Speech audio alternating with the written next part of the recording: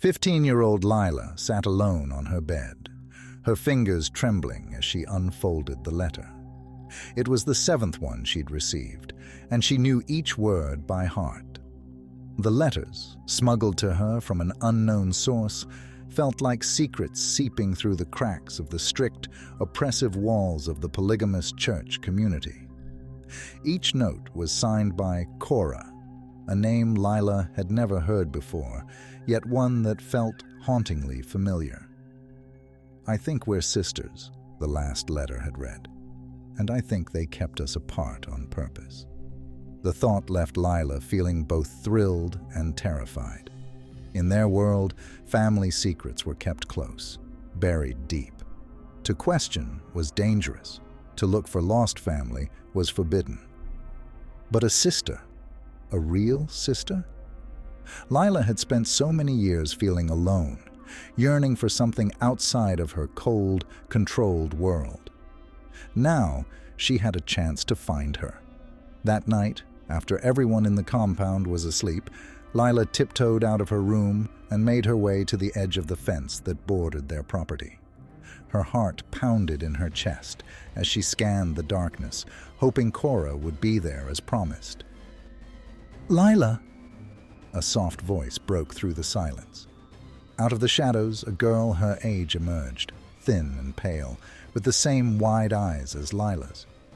"Cora," Lila whispered. The girls stared at each other, struck by the same haunting realization. They looked like mirror images, separated only by time and circumstance. They embraced, a connection forming as if no time had passed between them. They quickly sat down behind a cluster of trees to avoid any watchful eyes from the compound. "Why were we separated?" Lila asked, her voice filled with the same questions that had haunted her for weeks. Cora's face tightened. "I overheard our father talking to the elders. They called us the twins. They said twins are a sign of darkness and impurity." Her voice wavered.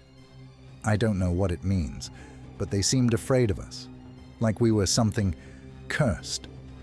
Lila's heart sank. "They called twins evil? Why?" Cora shook her head, her face pale. "There's something wrong here, Lila. I think they did something to our mother." Their mother. Neither girl knew much about her, except that she died shortly after they were born. But rumors had always lingered, that she was cursed, that she tempted darkness.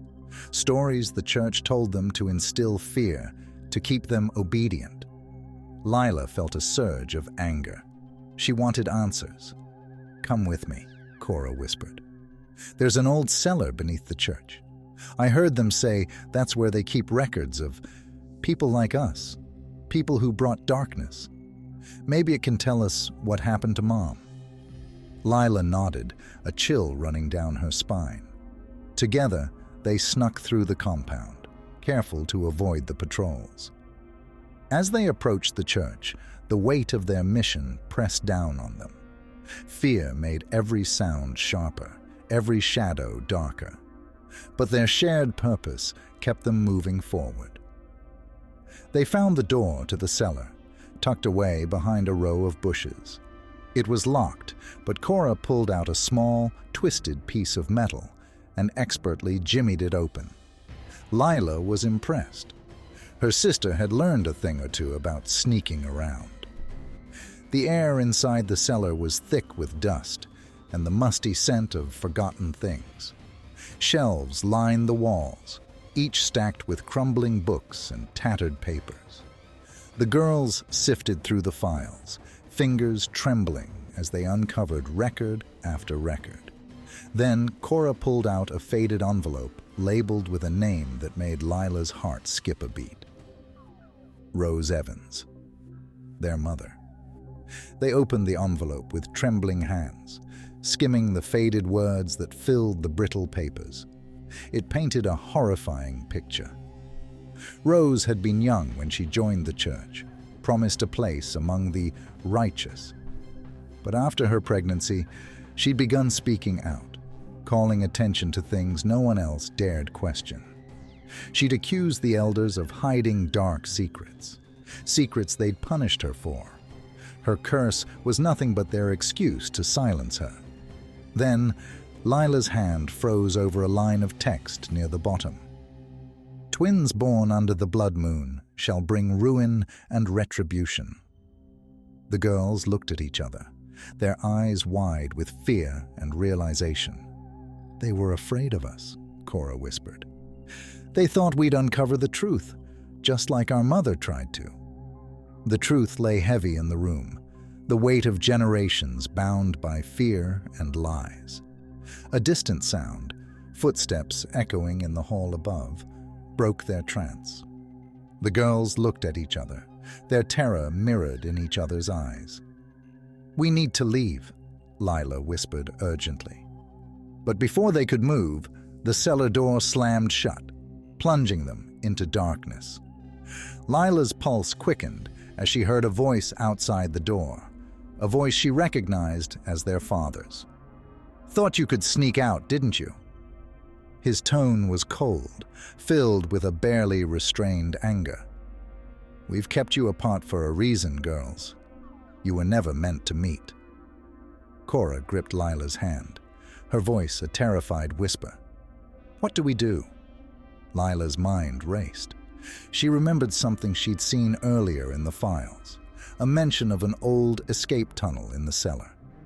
She frantically searched the walls, feeling for anything that might lead them to freedom.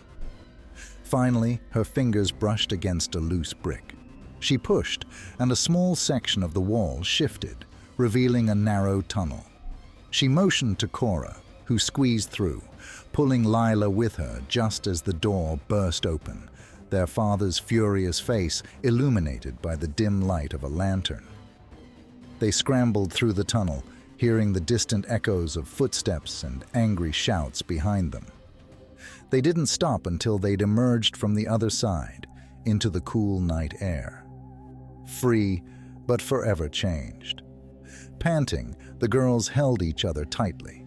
The compound loomed dark in the distance, a twisted reminder of the life they were leaving behind. But they'd uncovered the truth, pieced together a family shattered by fear and deceit.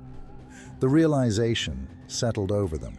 They were stronger together, bound by the legacy their mother had fought and died for. "We're free," Cora whispered, her voice filled with a mixture of relief and sorrow. Lila nodded, but the scars of the night would never leave them. As they walked into the unknown, the memories of their mother's sacrifice and the sinister secrets of their past remained, a haunting reminder of the darkness they'd escaped but would carry with them always. And as the darkness fades, remember, the real chills linger long after the story's end. Until next time, brave souls.